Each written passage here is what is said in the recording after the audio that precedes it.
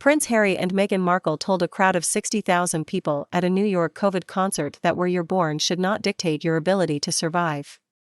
The Sussexes took to the stage at Global Citizen Live in the US to push for the COVID vaccine to be made more readily available around the world to poorer nations.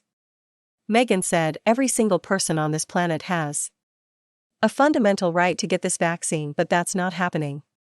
It is wrong that so much of the vaccine supply has only gone to just 10 wealthy nations and not everyone else. It's just not okay."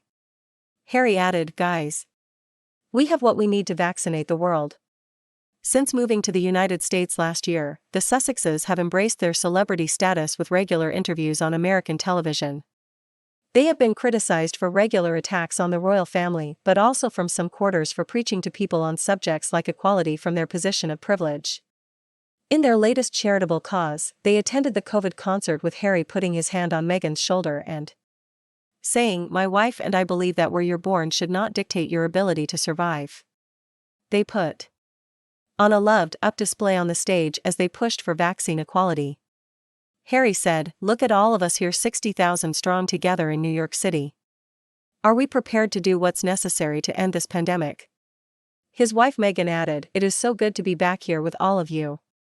Look, we know it feels like this pandemic has been going on forever, we get it, it's a lot, and some people are just over it, but if everyone's over it, it will never be over.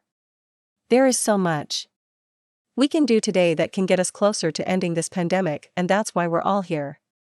We're able to be here tonight because the most brilliant scientists, researchers, frontline workers have risked their lives to protect our global community. They are humanitarian heroes," Harry told the crowd that a lack of transparency and misinformation was harming the vaccine rollout. He said, "This week we sat with independent global health leaders to further understand how we get closer to vaccine equity and ending this crisis. This is a battle of misinformation, bureaucracy, lack of transparency and lack of access, and above all this is a human rights crisis." He added, "Hey race, what's getting in the way?